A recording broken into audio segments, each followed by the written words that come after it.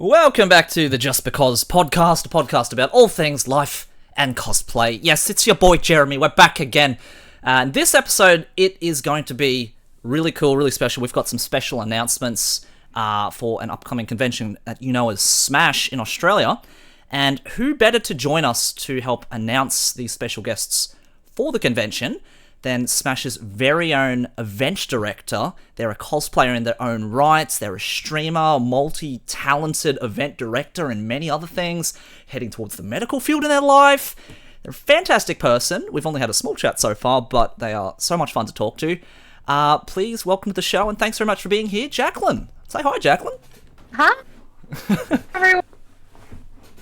Thank you so much for having me, Jeremy, on JustBeCos. I'm really, really excited to chat all things Smash today, and cosplay, and maybe even a bit of League of Legends if we get that far. Right, we'll keep it, very wholesome, just like that game is and makes us out to be. But Jacqueline, for anyone who doesn't know who you are, could you just tell us a little bit about yourself? So my name's Jacqueline. Some of you might know me on Instagram as Jacqueline May. I'm the event director at Smash, which I've been doing for about 2 years. And I have been cosplaying for just under 10 years this year. So that's a bit about my, limited background. I'm also a streamer. You can catch me on Twitch from time to time when I'm not making insane cosplay builds. I'm sure that's just part of a cosplayer's life. You make things and you're like, yeah, I'm just gonna keep that on the down low because I don't want to tell too many people about it in my real life. But that's part of the cosplay culture, isn't it? So you've been the Smash event director for the last 2 years. Is that something that you feel like, it's just something that comes naturally to you, or is that something that you thought's like, wow, I really like Smash Con, I really want to be part of that community? Is that kind of like being a goal of yours, or?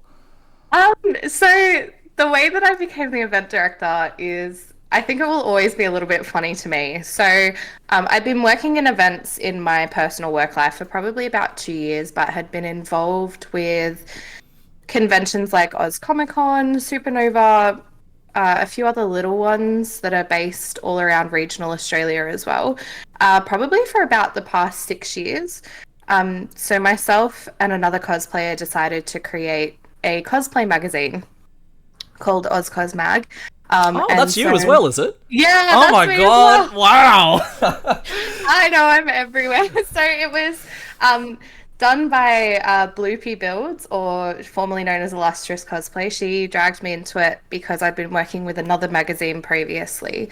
So 2017 PAX was my first time ever getting involved in that scene and in the behind the scenes media kind of side of events. Okay. And so from then on, it was kind of like a downward spiral into the world, and then COVID hit and suddenly nothing was going on, and it was a bit like, what do we do? So that's how our magazine was born. And then an advert came up for a position at Smash for the event director, and my friend sent me a message and she said, I reckon you'd be great at this. And I was like, I don't know. I don't think I will be, but I'll give it a shot. I'll just apply. It was one of those moments where you're like, if you never take an opportunity, if you never go for an opportunity, you'll never know if you're actually going to get it. Yeah.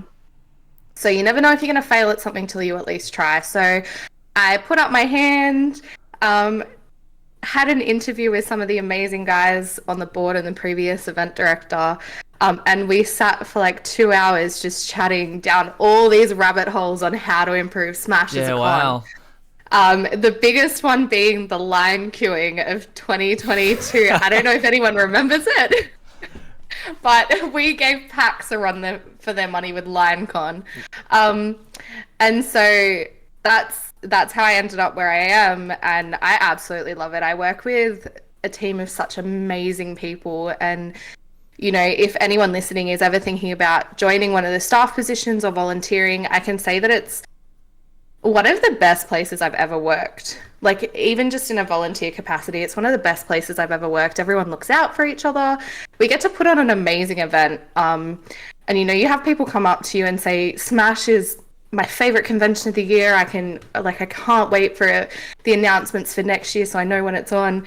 And it's just such a nice, warm, gooey feeling inside to know that it makes such a difference to some people. Like it's the Yeah. one thing they look forward to every year. And like I get to be a part of that and it's really, really like flattering but also really like humbling as well. Yeah. Well, that's really cool because if someone says, I had such an amazing time at Smash, it's my favorite con, and you're like, that was me. Oh my god, I helped with that. But for event director specifically as like your title, what does your job role include? So what are you responsible for around Smash? That's like, wow, that was Jackie, that was her. So I basically I have a lot of different teams under me. So I take care of our marketing team. So the ones that you see all over social media who are creating some really fun games for people to get involved with this year. And I'm so excited for you to hear more about it. And there's going to be some pretty cool prizes up for grabs. So make sure you engage with our marketing team at the event. Yep. Because those guys go in for it all. I also, so I look after ops, so operations. So they're the guys that organize getting the builds in, getting all of the exhibitor booths done, getting all the stages built, the ops side, and also liaising with the venue and doing the map. I absolutely hate doing the map. So those guys, I love them so much. They play Tetris every year. And then I also look after sales and partnerships. So sales and partnerships are the ones who get exhibitors in. So like Bandai, Crunchyroll are coming back this year with some really exciting things. And pretty much, and they also take care of Artist Alley, which we had an insane amount of applications this year. So good luck to everyone going for that. But I can tell you it just gets harder every year to get in. Yeah, well. But never be disheartened, please. Like if you don't get in one year, please apply again. Like we're always looking for fresh blood for our Artist Alley. To shake it up. Yeah, absolutely. And then I also look after programming. So programming is a massive section in itself. Programming includes our arts department, our culture department, our cosplay department, our guest department, which we can talk about a little bit later. We've got some exciting guest things happening in the background. So programming is essentially everything you see at the con that is for attendees to do or interact with. That's our programming team. All the panels, all the workshops, and I also take care of our production team who take care of that. And just trying to think of an attendee experience. So our customer service guys sit with me as well. So they're the ones scanning your tickets, handing out the passes. Yes, we might possibly be bringing back the shiny passes this year. Maybe. Makes us feel special. Here we Get go. on that.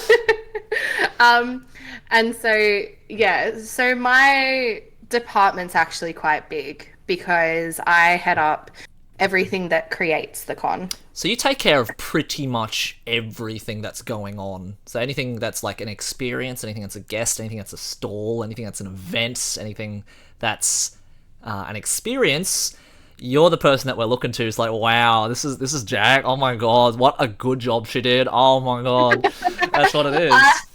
I wish I could say it was all me, but I definitely am the facilitator. Right. Okay. So and this is the thing, like without my amazing team that I have, none of this would happen. They're the ones who do a lot of the groundwork. I just am making sure that all of their ideas can become a reality. Okay. So I'm the facilitator for everything.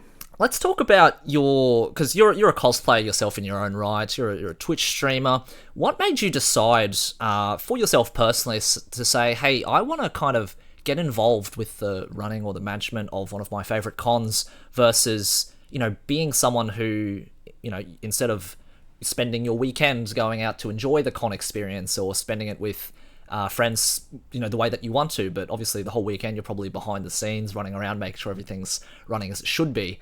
So what made you kind of say, you know what, I want to go ahead and try and make this a better experience for everyone else rather than kind of be the attendee yourself? What made you want to do that? Just after going to conventions for so many years, everyone has their positives. There's so many good things, but there's also those negatives that I guess you see. And I think working in events in my normal, like outside of in reality life, as I like to call it, my reality, not my fun hobby. Um, I think I noticed the negatives a little bit more. And coming into Smash, I really just wanted to. It's not about, like, I guess, changing anything. It's just about improving it and improving on everything next year. Like, you have this fanciful idea that every convention or every event you create is going to be perfect. And unfortunately, that's just not the reality. Um, it's about making sure that you put out the fires before the attendees even notice that they're there, so that it doesn't ruin their experience at all. You want everyone walking through those doors to have the best weekend that they can possibly have, And I think coming into Smash, it was really about how can I put on an event that I know my friends will absolutely love and want to come back to every single year, because that's what Smash was for me before I even joined. It was one of my favorite conventions and is like, it was the only anime con that I ever thought about attending at the time. Yeah.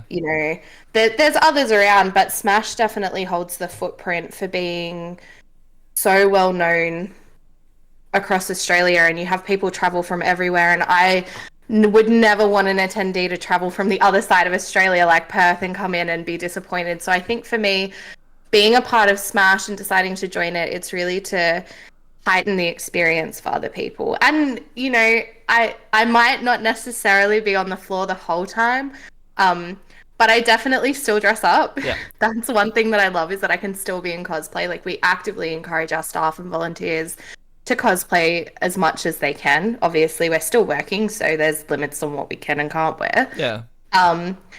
And it's just, yeah, seeing everyone so happy, and to think, me and my team did that. Like, I guess that's why I do it, because I just love making it a positive experience for everyone else. That's really cool.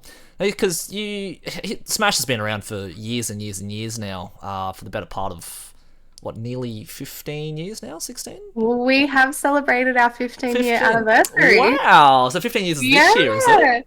I think it was last year. Last year, okay. Well, even still, 15, 16 years, and just from what I know of it, it started off as just this small event that was hosted at a university, and, bit by bit, they're like, wow, we probably need a bigger event space. Oh, we need a bigger event space. And it got to the point now, it's like, well, let's just take over the convention center, because that's the only place that's really going to kind of fit us. And obviously, even at this point, it's getting to the stage now, which we're like, we need to use more of the convention center, because not everything's going to fit in just that one space that we've got. So that being said, it's obviously grown to a point in which, it's still a volunteer-run organization. You've probably had questions as well, and other people I know talk about it as well, because even as a volunteer organization, a lot of the money that you get from ticket sales and vendor booths and artist alley and stuff like that, if you don't mind me asking, does that mostly go to just renting out the space for the convention center, or where does kind of all that funding really go to? Yeah, so all of the money that comes into Smash goes straight back into Smash. So any profit we make just gets turned over for the next year for us to make the event even bigger and better. So, and I think that's something that's allowed us to, we are, and correct me if I'm wrong, but I'm pretty sure we are the cheapest mainstream convention to attend in Australia. How much are ticket sales for a weekend pass at the moment? Or sales don't go on sale. Actually, by the time this airs, I think tickets will be on sale. So yeah, how much is a ticket this year for a weekend pass as an attendee? So a weekend pass is $55. And a single day pass is $40. And that's obviously a strategic maneuver. We want people to spend the extra $15, come for the weekend. Yeah. But yeah, all of the money from ticket sales revenues just goes back into the event. And I think that's, I've had friends ask questions like that as well. And I think it's important that we are really transparent. And so people know that the money that they spend just goes straight back into making the event better for you next year. and it grows every single year. You know, we sold out in 2022. Yeah. It was the first major con out of COVID, and it was massive. And then in 2023, we didn't know if we were going to hit that level of success again, because we were like, oh, is this just a post-COVID boom? And then no, we sold out again in 2023. And so we're aiming for it again in 2024. But each year, our capacity does increase a little bit. Yeah. So it does open up for more people to come in and come and join. And yeah, so for those that are curious, yeah, like the profits just go straight back into the event. That's really cool, because just from what you told me, so $55 for a weekend pass, that is just, you know, for example, with some of the other conventions that are around Australia, as you know, there's PAX, there's Supernova, there's Oz Comic Con. Those are all for-profit conventions. The money does go to someone's pocket, but from ticket sales alone, just trying to think about it now, one of the first cons I went to was the Supernova back in '05 or something, and a weekend ticket was probably $55 back in '05. So we're talking about prices that are still very, very affordable, which is, I think, is you know, for the community, it's something that's like, wow, that's something that, you know, for example, someone who's still in school with just a part-time job, or you know, maybe they want to go with their mum and dad for the weekend or something. It's something that it's like, you know, that's not too bad. That's a pretty decent price that I can, you know, spend the money at somewhere else inside the con as well, where it encourages them to do so. And that's the whole thing. I think because we are a community run convention, so we are for the community, by the community, you know, it started as a uni, like a little uni thing way back in the day, and it's grown into this massive organization now. And some of the guys who started with Smash still loitering around, still hanging out. And it's so interesting to gather their wealth of knowledge over the years of what's happened. And the biggest thing, and one of the biggest discussions we have every year, is about how we can keep ourselves at that affordable rate, because we want people to come and enjoy the con. We are also, you know, we brand ourselves as a pretty family friendly event. You don't want to price out people for attending, you know. I attended Brisbane Supernova back in November, and a weekend pass set me back $76. Woo! And even I was like, me who works full time was like, oh, that's a lot of money. It is, yeah. And honestly, I only went inside to go look at Artist Alley. Okay, look, as someone who's purely been an attendee, or, you know, I've done panels and stuff before, or done cosplay competitions, etc. I don't think I'm alone in the opinion that when you go to Smash, there's actually things to do. There's actually things to look at, in which, you know, the regular convention experience these days is, you know, you go in, you look at shops, you look at Artist Alley, and once you've done like your shopping route, there's really not that much to do unless there's a very specific guest that you're interested in seeing or getting an autograph. But it's really cool, because I had a chat with Andy, one of the other supporters at Smash. I'm not sure his title or his So Andy is our sales and partnerships director, and he is great. Yeah, I love Andy. No, he's great to talk to. He's been very communicative with me. Just, you know, getting the talk with you set up, and just having chats with other people around the place. But even in the chat that we had, he was just having a chat with me. It's like, oh, cool. Like, you know, we reached out to you guys because, you know, you're one of the few podcasts left who do cosplay that is still in Australia. So, and then, you know, we had a chat about, you know, what else can we do for the community with podcasting? Is there someone who wants to get involved in it? Are there people who, you know, wants to try it out for themselves? What kind of ideas, you know, do you have for Smash? And I just kind of really liked the ethos of, you know, what more can we do in this convention to make it a better experience for other people? And I think that's something that's, for me personally, I know a lot of people love coming back to Smash for that very reason, is there's always something new. There's always something that's different about coming to Smash every year, which is why I think people love coming back to it. Because you're trying very actively to, you know, put something new on, do something different, and you really listen to the community in terms of, you know, taking suggestions and feedback, and really listening to it, because that's, I think, what people really like, is they actually feel heard with Smash, which is fantastic. And I think the thing is that one thing that we're very aware of is that, you know, without our amazing community being as supportive as they are, Smash wouldn't run. Yeah. you know. And at the end of the day, that's what it all comes down to.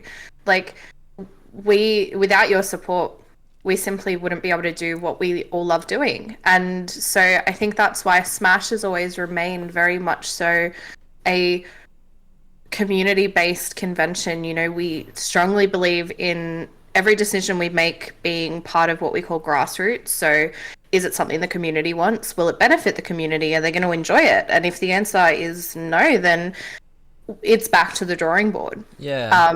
And that's why everyone's feedback is so important to us. That's how we make a lot of our decisions, is we go back and we look at that feedback and we think, well, that worked last year, but that didn't work last year. So how can we better adapt it for our customer experience?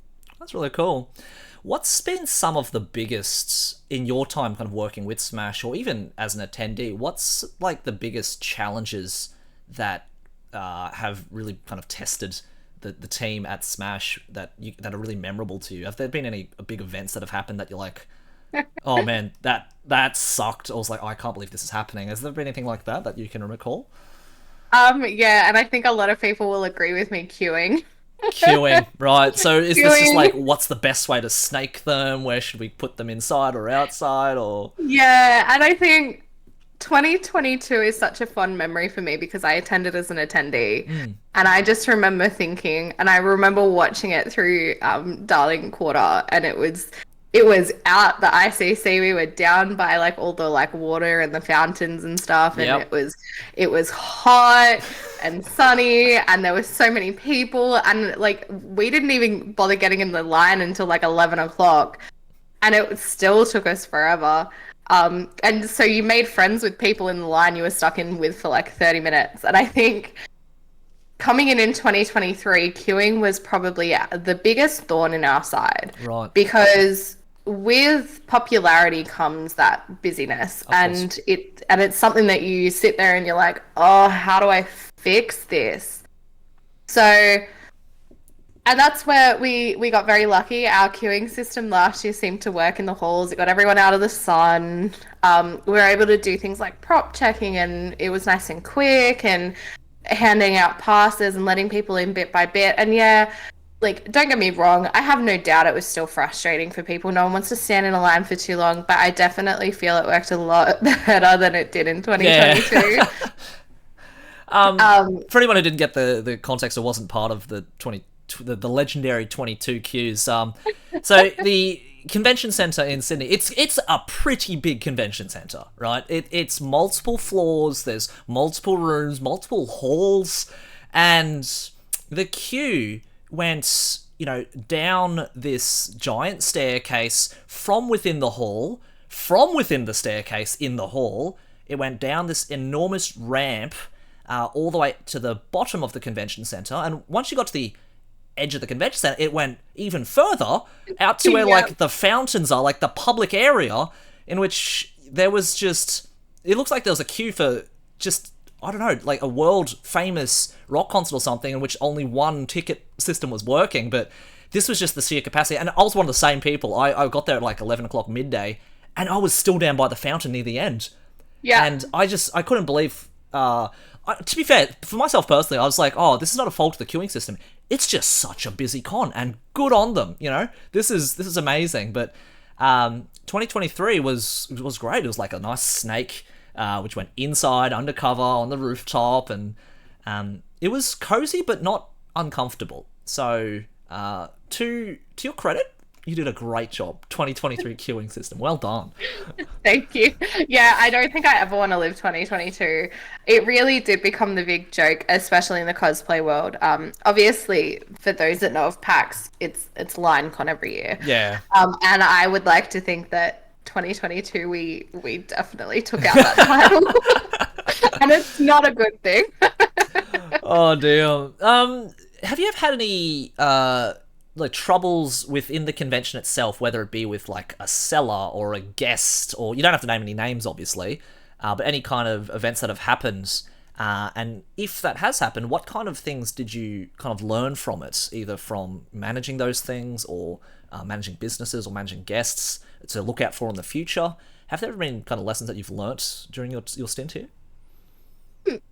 Think we're pretty blessed, and so all the guests that we work with are really, really good. We don't really have anything that arises with our guests, and that partly comes down to our guest department as well because they are so organized and they pre-plan so well so that everything is perfect. I know last year we did have a vendor who was selling stolen art. That happened. It went up all over Twitter on the Saturday night. Yeah. And it was, at this stage, it was like 6:30 in the evening, and we're like, we can't do anything. We're not in the hall. Yeah. But it was definitely, I think more for me, it was an experience of what the community is like because we sorted it out so quickly and everyone, there was just no negativity behind it. It just, everyone just wanted to make sure that it didn't happen again. Right. And so I think we're lucky that we have a big enough team who really, really care about the quality of what we deliver, that they extensively vet a lot of different things that happen. And so I think there's just small little things. There's, your little, what we call logistical nightmares that'll pop up, and it'll just be, as simple as a pallet doesn't get put in the right spot, then you got to figure out where it's got to go and make sure that a vendor has stock. But in terms of like big things, like we're pretty lucky. We have such a good team behind the event, and so that's really cool. Yeah. In a way, I wish there was more that I could learn from, but with there not being as much, that's also a good sign. Yeah. What are some of your favourite events personally that you see at Smash, or you yourself have introduced to Smash, that you think's like, wow, that is my favourite part of it, that's pretty unique, or that's something I'm proud that Smash has got all the time each year? What's some of your personal favourites? It's really hard to pick a favourite. So I'm just gonna think through my brain on what we actually do. Yeah. The 360 camera last year was a great addition to the cosplay area. I think that added an extra level, and one of our team had this great idea to set up these little photo booths, and she completely decked it all out. Yeah. And they were such a great idea as well, and she was standing there with like a phone torch to get like the lighting and the angles, and she became a photographer for the day, and it was just so fun to watch. But I also think, and it's a unique part of Smash with what we do, because obviously it's not just about anime and manga, it's also about Japanese culture, but our cultural booths as well. We had the kimono booth last year, and getting to see people be taught how to wear a traditional kimono and have that experience, it's just something so unique to Smash, and I really love watching that. And I've never personally done it because I've never had the chance. Yeah. But I really just love watching it. And there's just, there's so much in terms of the cultural department, and I think if people do have time between guests and Artist Alley and seeing, all the performances you want to see from all the idol groups we have coming, if you can visit the cultural area, it is definitely worth it. But also trivia is good fun. I remember standing at the back last year. I'd been doing my little 3 p.m. stroll through Artist Alley to like see if I could quickly buy a couple of things between working, and they were doing trivia, and something popped up for Haikyuu, and it just sucked me in, and I think I stood at trivia for half an hour answering these questions, and it was such a time drain, but it was so fun. And if trivia is something that interests you guys and you think you know everything about anime, because I definitely did until I went and did the trivia and realized I did not in fact know that, but I know some really random little side facts about My Hero Academia that I probably shouldn't remember. Hey, look, in trivia, that can be really helpful. If the right question comes up, you're like, I'm your girl. That's me. I know that. I know that answer. And yeah, they have some really cool prizes as well. So definitely something worth engaging with. I also really like, you mentioned as well, like the community stage and the idol performances and stuff like that. Kind of being around other cosplayers. There's definitely like a timeline I think all of us go through with cosplay. Whether it starts from like, hey, I just want to find out if wearing costumes is fun. Oh my god, this is really fun. Now I want to try and make my own. and you start making your own, you're like, wow, I feel like really good. I'm going to try to do a competition. Maybe start doing a competition. Maybe after you do competitions for a while, you're like, oh, maybe not for me. Maybe you go on to competitions, do them for years, like what I did.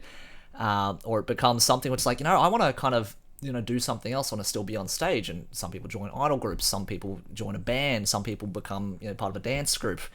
And it's really cool seeing how Smash is able to kind of facilitate all of that, whether that be, it be a performance on stage, whether it be an idol group, whether it be a musical performance, whether it be a particular panel topic, or for myself, like in a podcast, is talking about something like that.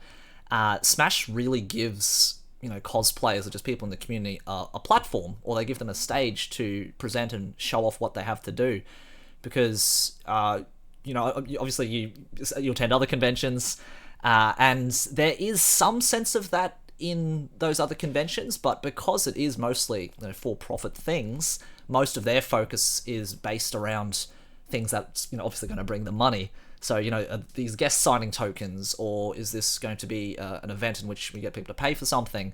But because those community-based performances, whether it's someone coming up on stage or holding a panel topic or something, because that obviously is not profitable for that convention, they don't have as much of those things. But every time I talk to someone who's thinking about going to Smash, they're like, oh, I'm really excited because I get the chance to perform, I get the chance to show off what I can do. And obviously for them, that's the highlight of their weekend, or that's their biggest challenge, and they feel really accomplished. And Smash is, like, I think, one of those few places that does give people that stage to stand on, or that platform to show off what they can do. And I think that's really accommodating for the community to kind of keep it like that. Is that something that you guys make an active decision to put a lot of resources in to facilitate those stages and those rooms and stuff? Yeah, so we have multiple stages, and when I tell you that trying to Tetris stages into a hall is horrible, it's horrible. Yeah. But it is something that every decision that we make with the stages is one on how can we make the experience for those on stage and in the audience really good, but also those who are around the stage. We want people to be drawn into it, but you don't want it to take away from other aspects of the convention. And so it's really our stages and our panels and our workshops and our performances are all really important to us, because it is a way for us to get our community involved. And I, for one, I love seeing the idol performances, and some of the panels and the workshops that we have submitted each year are absolutely fascinating, and to be able to create a platform where people can come up on stage and talk about anything. We had a group of Genshin cosplayers do a panel on Genshin, and everyone loved it, but it's not something that you would see, I guess, at one of the other big mainstream cons. Absolutely. Because And I think that every convention in Australia has its own little nestled place, especially in cosplayers' hearts of what you go there to do. And I think the best thing about Smash for me, and it's always been that way ever since I started attending back in 2017, is the community side to it.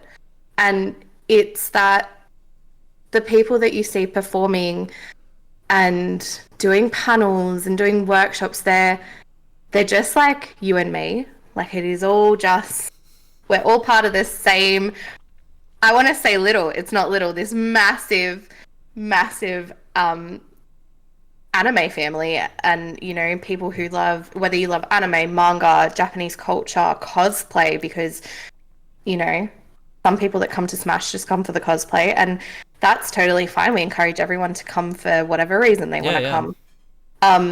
I think Smash has such a unique way of bringing everyone together, and if we can facilitate that through having our community on stage, we'll continue to do that forever, and it will always be and always has been such a big part of Smash.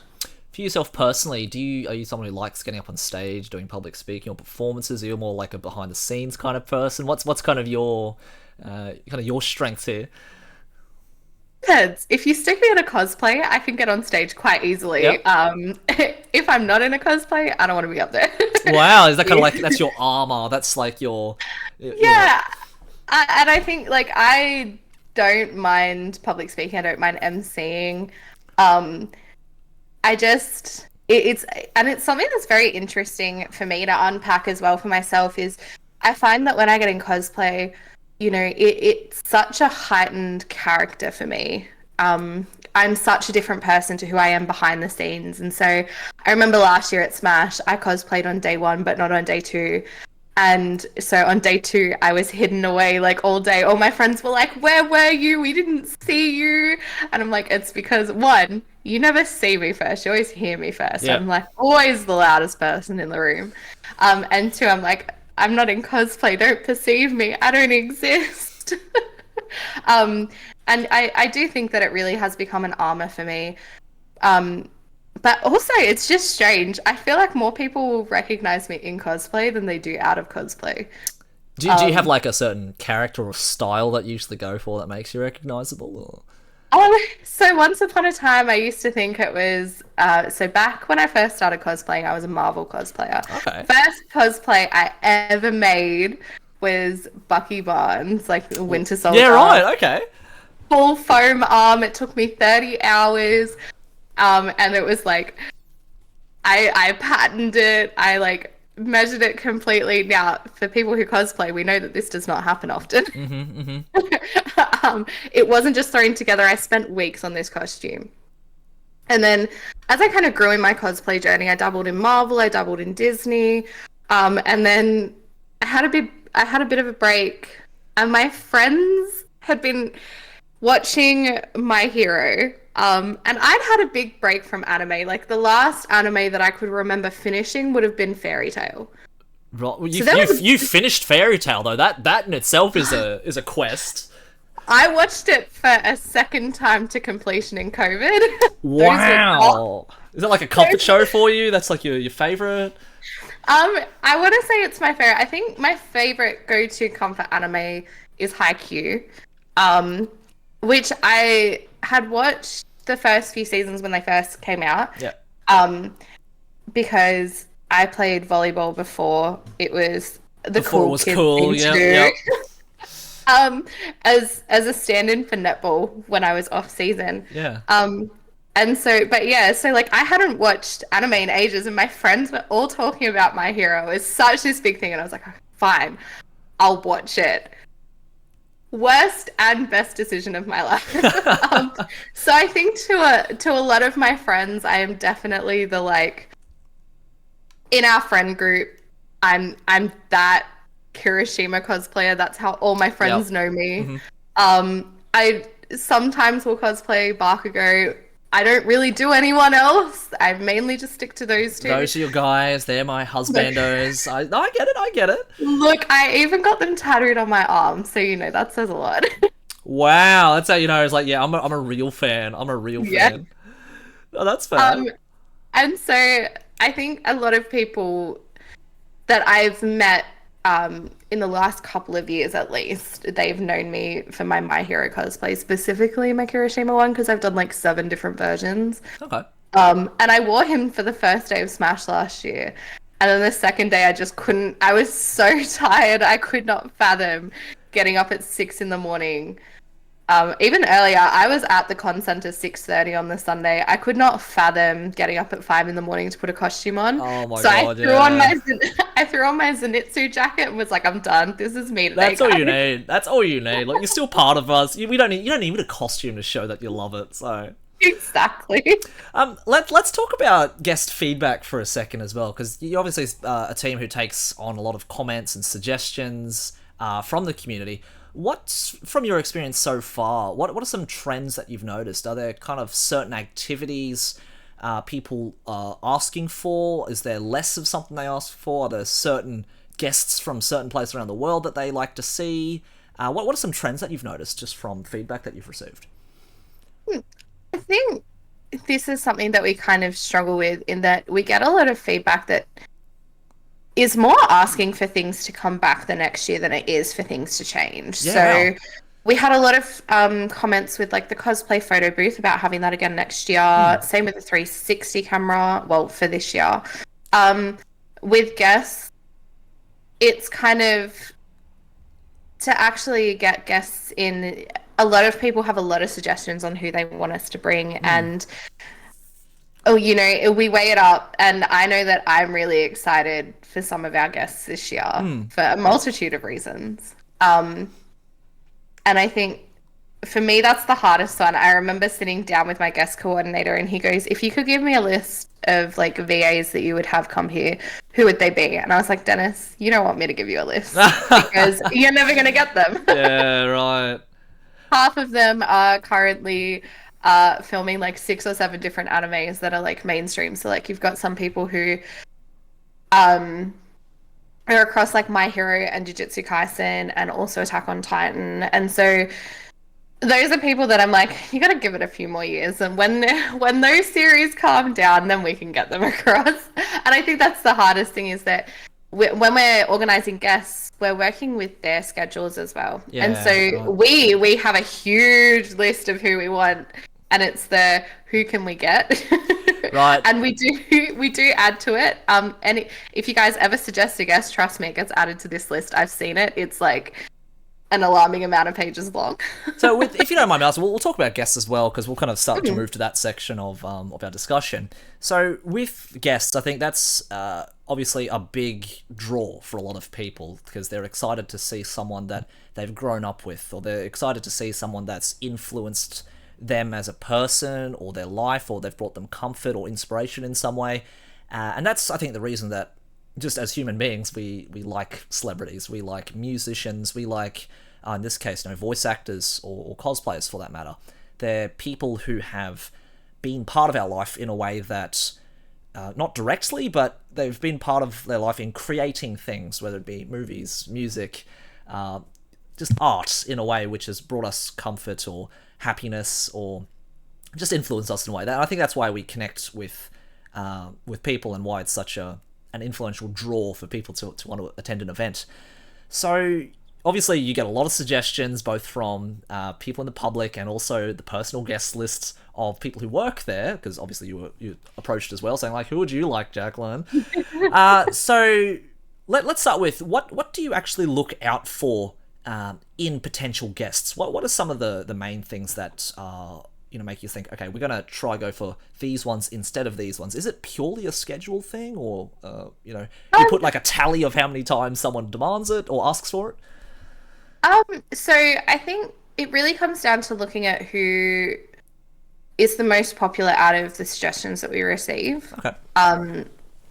And then we take it back to the guest team, and then they take it back to like the agents over in Japan, and then it's this ongoing discussion they have on, schedules, who can come across. And it also kind of feeds into our themes each year. That does make a bit of an influence, how can they relate to the theme that we're having for the con that year. But honestly, it's such a hard decision. I don't know how our guest team actually make it. Right. In that they have so many suggestions come through, and they manage to narrow it down. How they can do that is beyond whatever you can think about it. Yeah. I'm like, I would never be able to. Never ask me to do that. I could never. Do you know if it's something in which you actively go to try and approach them, either through professional means like sending an email, or do you have to get in touch with an agent, or do you have times as well where guests approach Smash and they're saying, hey, look, this is me, I'm interested in Australia and Smash, love to be a part of it as a guest? Do you also receive messages like that regarding it? Yeah, so for the bigger ticket guests, so like the VAs, we go through agencies. And quite often when we go through an agency, it'll be the same agency that we've worked with a few times, because we've built up that repertoire. And then it's that discussion of, here are the people that work under your agency that we're interested in. And then it becomes that discussion, and ultimately it comes down to who's available, who can we get across. Yeah. But for things like cosplay guests, for example, we do have them reach out to us showing interest in coming and collaborating with Smash, and it is something that we will always take on. We're always striving to get new and exciting cosplay guests in as well, because that is a big part of Smash. Yeah. And so, we do have people reach out to us. It's one of those things with guests that we do have a list, we do approach people, but we're always open to people approaching us and saying, "Hey, look, we're interested," and seeing how we can work with them as well. Absolutely. With Smash particularly, and we'll say specifically for cosplay guests, because with things like voice actors or video game creators or actors, they obviously have a schedule to adhere to, so that's a more unique situation, I suppose. But with cosplayers, obviously, especially the ones who do it for a living or the ones who have built up a brand for themselves, they, I would arguably say, have a bit more of a flexible schedule because they are kind of self-employed in that way. But what does Smash look out for particularly, do you think, especially for cosplay guests? And I ask this especially for people, cosplayers who are budding creators, or they want to turn that into a career for themselves. And it's a question I get asked a lot. It's a question I'm sure you guys get asked a lot as well. In terms of like, I want to be a guest. What are some things that you specifically kind of look out for with cosplayers that kind of deem them as like, yeah, they would be a very suitable guest for our convention this year?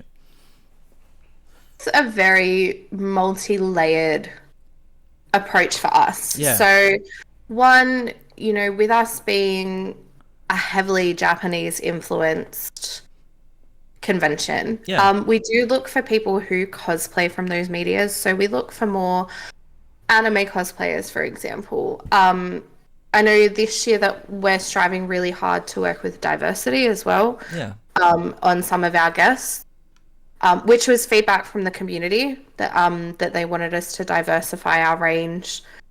So we look at that. Also, we look at how best they could work with us. So, for example, are they someone who's won a lot of awards? Could they judge one of the cosplay competitions? Could they do a panel on something as simple as social media and how to turn your cosplay into a career, and like little things like that. So it really just comes down to what content they create, what they could offer in terms of engagement with the community at the convention. Yeah, like it, and I think it's a hard question to answer. Yeah, no, because absolutely. every year it's something different as well.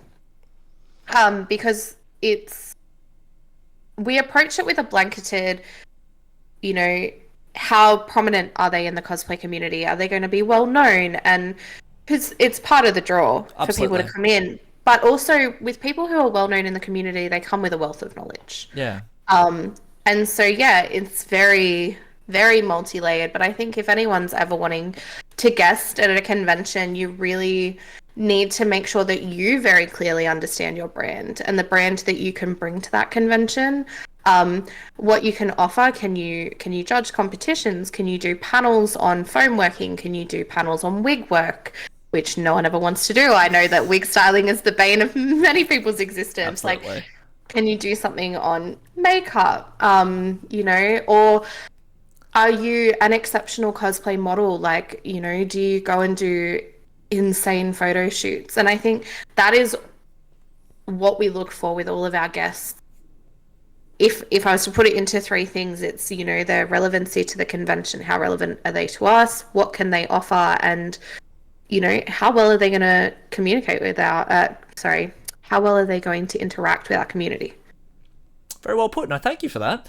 Because it's definitely a question in which people answer and they don't know how to answer it. And, from the times that I've seen or the times I've, guested at particular conventions, that's, I think, the biggest thing that you mentioned there too is what can they bring us? What can they offer? And I think the misconception a lot of people get, and feel free to add into this, I'd love to hear your thoughts, is a lot of people think if I just get a certain number of followers, that's going to open the doors for me. In a way, it will, but at the end of the day, the question still remains, what can you actually offer this convention that you can bring value to them? What knowledge, like you mentioned, can you show? Is it going to be a panel on something? Do you have expertise in a particular business area? Are you a social media whiz? What value can you bring to this convention apart from just being, a well-known face, I suppose? Yeah, and I think you are 100% correct. You could have 200,000 followers on Instagram. You could buy all your costumes because, for one, I know that I make majority of mine, but I have a lot of friends who are quite successful who do buy some of their costumes. There's absolutely nothing wrong with that. Yeah.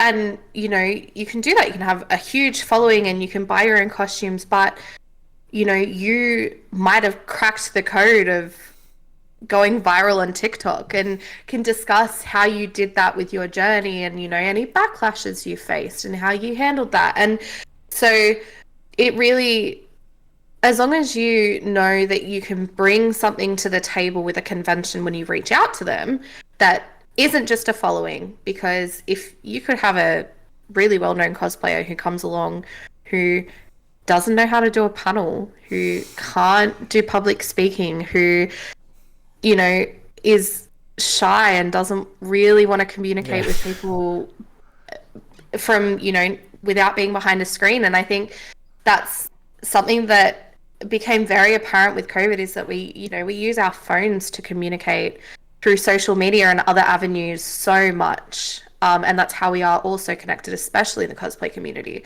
And coming out of it, you have a lot of people who have become really big cosplayers during that time who then want to go guest at events and want to talk to the community about their experiences. And some of them simply don't know how to because they didn't start in that environment. Yeah. And it doesn't make them any less of a cosplayer. It doesn't make them any less viable as a guest, except for that they can't communicate with the community. And that at the end of the day, that's what we want. We want our guests to be able to add a level of attendee experience, to give our attendees experiences. So yeah, 100%.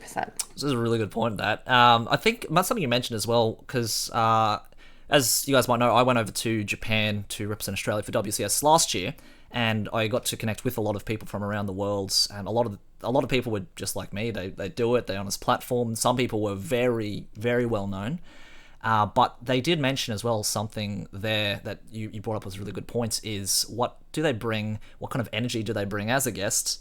Because what would happen is some people go as a guest, and obviously the convention themselves, conventions, organisers will talk.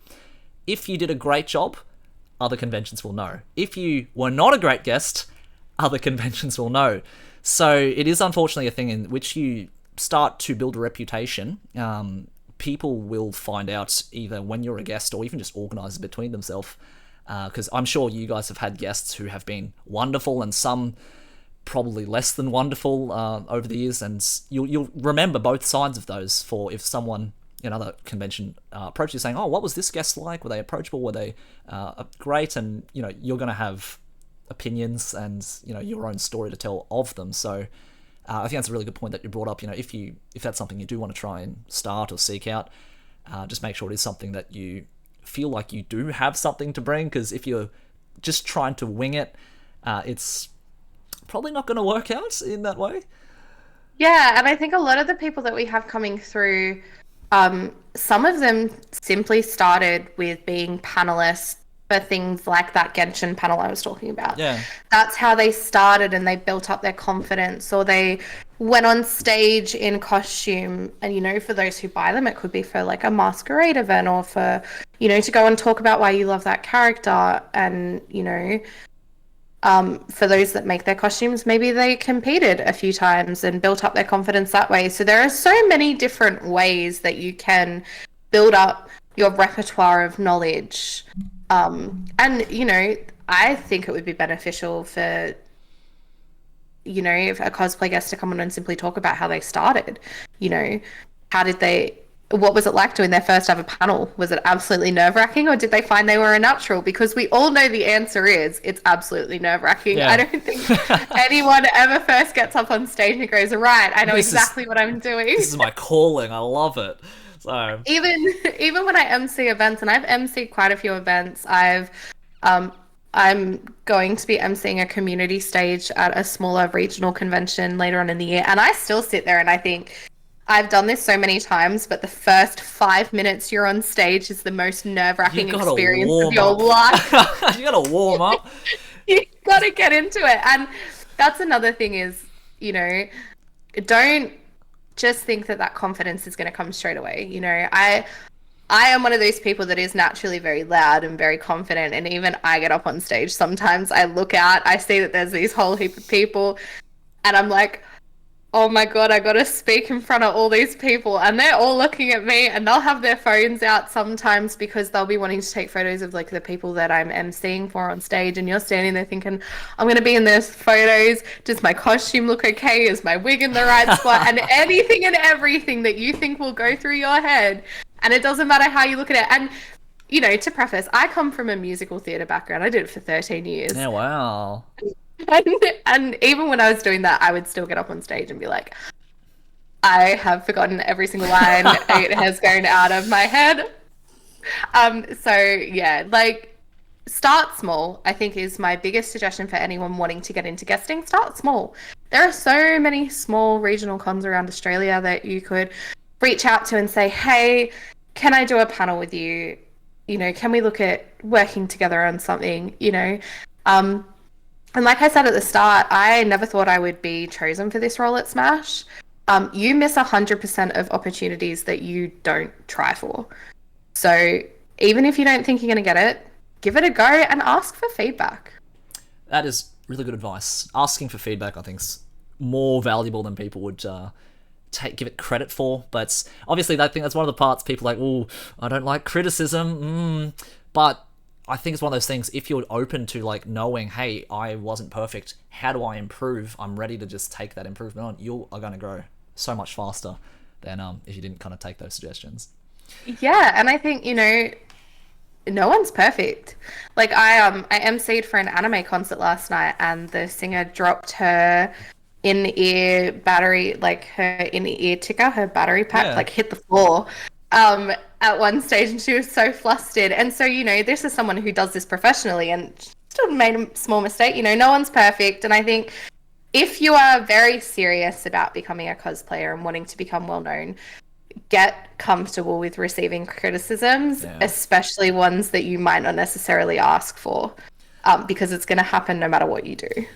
And this is going to be a little plug for me. If anybody who is really serious about doing that kind of thing, but you don't know how to get your confidence up to that stage. For anyone who doesn't know, I am a social skills and confidence coach, specifically for introverts. So if that sounds like you, I haven't seen if it's been accepted or not, but the next few cons coming up, DreamHack Smash, I'm going to be doing my own panel. So if that's something you want to come and listen to, I'm sure you'll find it very valuable. If confidence is something you're lacking in, but you kind of want that under your belt so you can pursue your cosplay dreams, come and listen to your boy. I've got you covered. I got you. However, Jacqueline, we are kind of at the stage now in which we are ready to make some special announcements. We've been talking about guests and, you know, what goes into the decision-making process for becoming a guest at Smash, what you look out for, you know, who was approached, and I've got the great honor of announcing a couple of guests for Smash over both this episode and the next one. And the lovely Jacqueline is going to announce... we've announced two guests today. So if you're wondering, where did you hear it? You heard it here first. We've got the privilege of doing so. So we've got two guests to announce today. Jacqueline, would you like to announce who one of the... I think we've got 4 guests total, but the first guest we're going to announce... Jacqueline, please do the honors. Who's coming to Smash this year? So we have the amazing DJ Haru coming to Smash this year. So this is in collaboration with Hoshi Events. Okay. For those of you that know Hoshi, they're an anime rave. So that might signal some fun things that could be happening around Smash as well. But DJ Haru is also a cosplayer. So they will be coming along. I'm very, very excited to have them there. I'm definitely, the combination of like DJing and cosplay to me is like insane. The fact that they do both, I'm like, I don't know how you do both. I can barely do cosplay. That's really cool because I it says here that, you know, they're a Singapore-based cosplayer, they're a streamer, and they're a DJ. And, you know, I took a quick look at their profile and they do some brilliant cosplay work. So I'm pretty excited to see them. Not sure if I'm going to get a chance to chat with them personally, but the fact that they're going to, you know, be around during Smash is going to be a pretty cool experience itself. Yes, I'm so excited for it. So DJ Haru is one of our guests. The second guest that I get to announce, it's going to be a cosplayer. Their name is Gale. So they're better known as All the Pots and Pans on TikTok. So they're a cosplayer all the way from America in New York. So you check out some of his TikToks. They're really, really cool. I don't know how he does it, but it's all apparently just through the TikTok app. So I'm sure someone who is, if you're really into TikTok and you're wanting to build a brand off that, this is going to be the person to want to have a chat to. In the same way, they're going to be at Smash. They're going to be doing their own panels, their own signings. Very good looking guy. Very good looking guy. So go have a chat to him, see if you can find out. But that's the first two announcements for Smash. We've got DJ Haru and we've got Gale coming along. So they are going to make their own posts later this week, I'm sure. But if you wanted that insider information, you heard it from us first. So there you go. But Jacqueline, for me, so far, you've been an amazing event director from the last Smash that I've been to, and it's like, now I know, it's like the lady behind all that work, that was you. And thank you very much for, coming onto the podcast today and having a chat with me. It's been a lot of fun. How have you enjoyed your very first kind of podcast? Was it tough? Was it you were grasping at words? What was it like? Look, at some points I was grasping at words. I think it's that good old getting put on the spot, having to think about it, and you're like, oh, what do I say? I don't want to sound silly. Yeah. No, but it's been great fun. Thank you so much for having me, and thank you for letting me talk about Smash, but also my own personal experiences, in how it led to me working with such an amazing convention. Yeah, no, thank you honestly for being so open and honest to be able to talk about, what goes on behind the scenes and showing, the people who are running these events, they are human. They're just like us. They're not, just some corporate entity of someone who doesn't care. They're real people who, want to talk to and want to care about things that you guys think about as well. So if you do see Jacqueline around the con, hopefully you can go up to her and say hi, because she's a wonderful person to speak to. But just before we go, did you want to do a little plug for both yourself and also for Smash? Let us know, your socials or some details or upcoming thing. We all know when Smash is, but do a plug for us, please. Okay, so first off, make sure that you guys follow Smash on Instagram. The marketing team behind our Instagram is incredible, and they usually always have some really fun things happening there. And also our Twitter and Facebook. Make sure that you have the dates marked in your calendar. By this stage, tickets will have been on sale for like a week, so hop on that as soon as you can. They sold out, the weekend tickets sold out in 2 weeks last year. Woo! So make sure you get in on that. And then for myself, my name is Jacqueline. You can find me on Instagram as Jacqueline May with a little underscore after that. I'm also on Twitch, same username.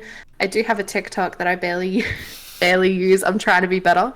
Where I post some tutorials. So like I made some wings for an upcoming cosplay, and I made them out of only 4 materials. So a lot of my stuff is very, very accessible. That's awesome. Well, honestly, thank you so much for being such an amazing guest. And I know we took a bit of time lining up this chat, but I'm really glad that we got the opportunity to talk. So thank you very much. No, thank you for having me. I had a really, really great time. I'm really glad. To everyone who has listened this far, thank you so much again for tuning in for this episode. Thank you again very much to Jacqueline for coming along.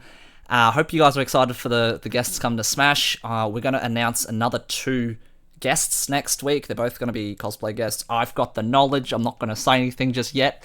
So tune in next week. We'll drop the names of the other 2 guests coming along. But thanks very much for tuning in so far. Love you guys. You got any comments? Tell us, how cool Jacqueline was. Put us down in the comments below. If you got any suggestions about how excited you are for the guests coming along, let us know in the comments. Other than that, thanks for tuning in, and we'll see you guys next week. Bye!